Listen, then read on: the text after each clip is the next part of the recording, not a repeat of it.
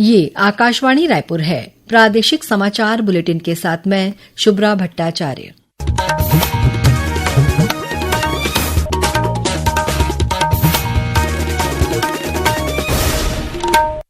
और अब पेश है आज के मुख्य समाचार। मुख्यमंत्री विष्णुदेव साय ने आज नई दिल्ली प्रवास के दौरान राष्ट्रपति, उपराष्ट्रपति और रक्षा मंत्री से सौजन्य मुलाकात की। निर्वाचन आयोग ने बिहार विधानसभा चुनाव के लिए कार्यक्रम की घोषणा की।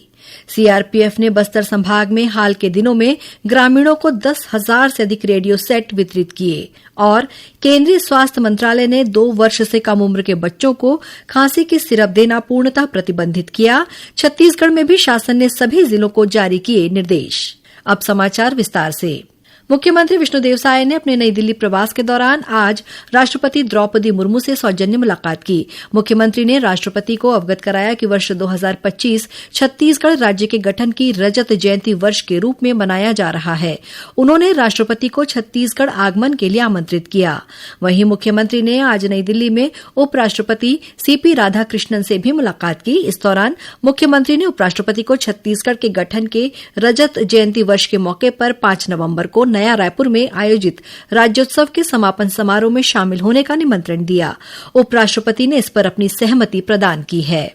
इससे पहले मुख्यमंत्री विष्णुदेव साय ने आज नई दिल्ली में केंद्रीय रक्षा मंत्री राजनाथ सिंह से उनके निवास पर सौजन्य मुलाकात की। इस अवसर पर केंद्रीय आवासन और शहरी कार्य राज्य मंत्री तोखन साहू और मुख्यमंत्री के प्रमुख सचिव सुबोध कुमार सिंह भी उपस्थित थे। इस दौरान मुख्यमंत्री ने रक्षा मंत्री से बिलासपुर एयरपोर्ट के विस्तार के संबंध में चर्चा की। इसके साथ ही मुख्यमंत्री ने यहां रक्षा क्षेत्र से संबंधित विकास कार्य भी शुरू करने का आग्रह किया।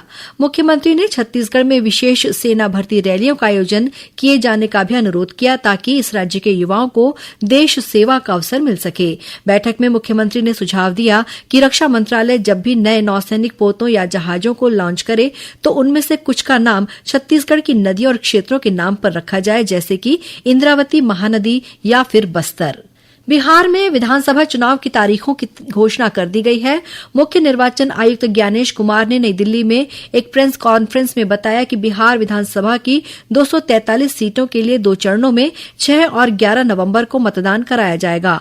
वोटों की गिनती 14 नवंबर को होगी। पहले चरण में 6 नवंबर को 121 सीटों के लिए वोट डाले जाएंगे, जबकि दूसरे चरण में 11 नवंबर को 122 सीटों के लिए मतदान होगा। चुनाव कार्यक्रम की घोषणा के साथ ही बिहार में आदर्श आचार संहिता लागू हो गई है।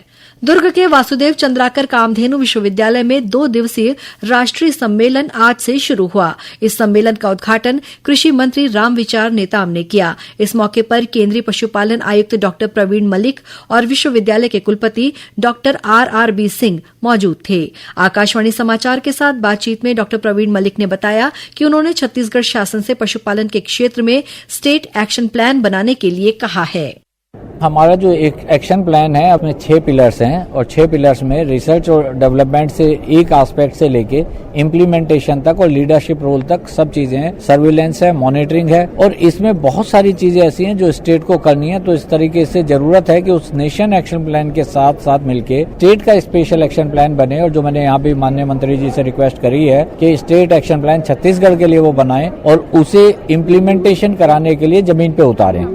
राज्यपाल रमन डेका ने आज सरगुजा जिले के प्रवास के दौरान आकांक्षी विकासखंड लखनपुर में अधिकारियों की बैठक लेकर विकास कार्यों, शासकीय योजनाओं के क्रियान्वयन और जन कल्याणकारी कार्यक्रमों की प्रगति की जानकारी ली। उन्होंने विशेष पिछड़ी जनजाति पहाड़ी कोरवा क्षेत्र में स्वास्थ्य शिविर लगाने और महत्वपूर्ण योजनाओं का लाभ अंतिम व्यक्ति तक पहुंचाने के निर्देश दिए। साथ ही उन्होंने जल और पर्यावरण संरक्षण, पशुपालन, पर्यटन, विकास, स्थानीय स्वरोजगार को बढ़ावा देने पर जोर दिया।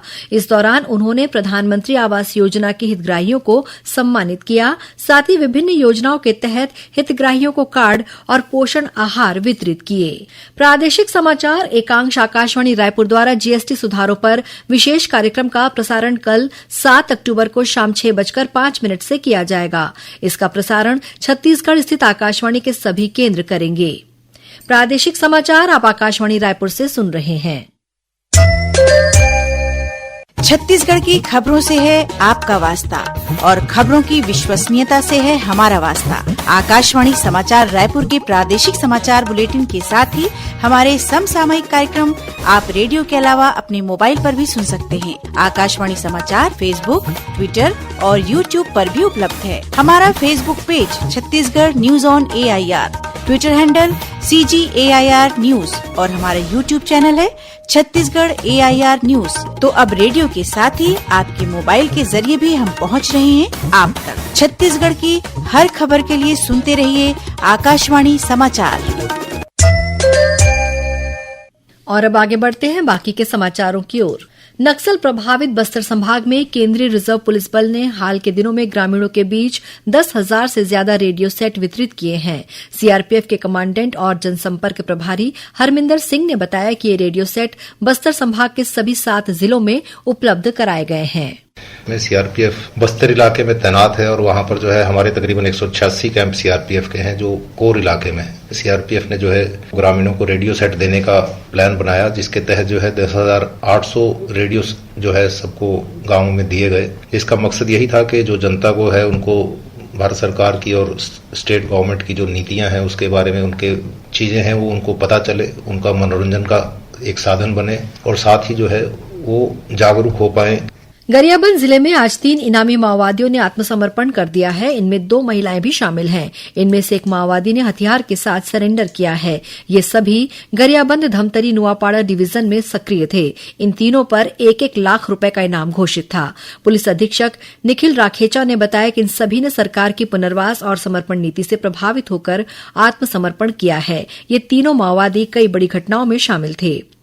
उधर दंतेवाड़ा जिले के माल्यवाही थाना क्षेत्र में स्थित सातधार पुल के पास से आज सुरक्षा बलों ने प्रतिबंधित माओवादी संगठन से जुड़े 3 संदिग्ध लोगों को गिरफ्तार किया है। इन सभी ने पूछताछ में प्रतिबंधित माओवादी संगठन CPI-M में सक्रिय सदस्य के रूप में काम करना और इस इलाके में हाल ही में हुए IED विस्फोट की घटना में शामिल होना स्वीकार किया है।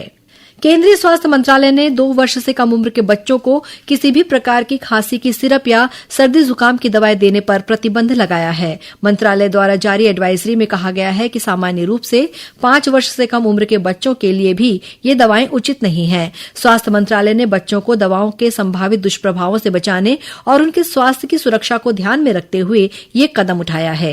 केंद्रीय स्वास्थ्य मंत्रालय की इस एडवाइजरी के जारी होने के बाद छत्तीसगढ़ के स्वास्थ्य विभाग ने भी राज्य के सभी जिलों के मुख्य चिकित्सा और स्वास्थ्य अधिकारियों तथा सिविल सर्जनों को इस संबंध में जरूरी दिशा निर्देश जारी कर दिए हैं। कबीरधाम जिले के चिल्फी घाटी में कल एक 4 पहिया वाहन और ट्रक की टक्कर में 3 महिला शिक्षकों सहित कुल 5 लोगों की मौत हो गई। वहीं 5 अन्य घायल हो गए हैं। घायलों को जिला अस्पताल में दाखिल कराया गया है। ये सभी लोग पश्चिम बंगाल के रहने वाले थे और कान्हा राष्ट्रीय उद्यान घूमने के बाद बिलासपुर जा रहे थे। इसी दौरान अकाल घरिया गांव के पास उनके वाहन की ट्रक से टक्कर हो गई। इस वाहन में 10 लोग सवार थे। मुख्यमंत्री विष्णुदेव साय ने इस घटना पर शोक व्यक्त करते हुए दिवंगत आत्माओं की शांति और घायलों के शीघ्र स्वस्थ होने की कामना की है। वहीं धमतरी जिले के भटगांव क्षेत्र में एक तेज रफ्तार कार की टक्कर में एक व्यक्ति की मौत हो गई, जबकि 5 अन्य लोग गंभीर रूप से घायल हो गए हैं। और अब कुछ समाचार संक्षेप में। राज्य शासन ने सरगुजा संभाग के कृषि संयुक्त संचालक यशवंत केराम को दुर्ग के पाटन स्थित महात्मा गांधी उद्यानिकी और वानिकी विश्वविद्यालय का कुलसचिव नियुक्त किया है। साथ ही कपिल देव दीपक को रायपुर के इंदिरा गांधी कृषि विश्वविद्यालय के नए कुलसचिव पद की जिम्मेदारी दी गई है। रायगढ़ में इन दिनों 25वीं राज्य स्तरीय शालेय क्रीड़ा प्रतियोगिता खेली जा रही है। इस स्पर्धा में वॉलीबॉल, सॉफ्टबॉल, खो खो और क्रिकेट के मुकाबले हो रहे हैं, जिसमें रायपुर, बिलासपुर, दुर्ग, बस्तर और सरगुजा संभाग के करीब 632 खिलाड़ी भाग ले रहे हैं। और जांजगीर में खेली जा रही 25वीं राज्य स्तरीय शालेय क्रीड़ा प्रतियोगिता में कुश्ती के मुकाबले हो रहे हैं। इस प्रतियोगिता में रायपुर, बिलासपुर, दुर्ग, बस्तर और सरगुजा संभाग के करीब 400 खिलाड़ी भाग ले रहे हैं। अंत में मुख्य समाचार एक बार फिर। मुख्यमंत्री विष्णुदेव साय ने आज नई दिल्ली प्रवास के दौरान राष्ट्रपति, उपराष्ट्रपति और रक्षा मंत्री से सौजन्य मुलाकात की। निर्वाचन आयोग ने बिहार विधानसभा चुनाव के लिए कार्यक्रम की घोषणा की। CRPF ने बस्तर संभाग में हाल के दिनों में ग्रामीणों को 10,000 से अधिक रेडियो सेट वितरित किए। और केंद्रीय स्वास्थ्य मंत्रालय ने 2 वर्ष से कम उम्र के बच्चों को खांसी की सिरप देना पूर्णतः प्रतिबंधित किया। छत्तीसगढ़ में भी शासन ने सभी जिलों को जारी किए निर्देश। इसी के साथ प्रादेशिक समाचार बुलेटिन समाप्त हुआ। नमस्कार।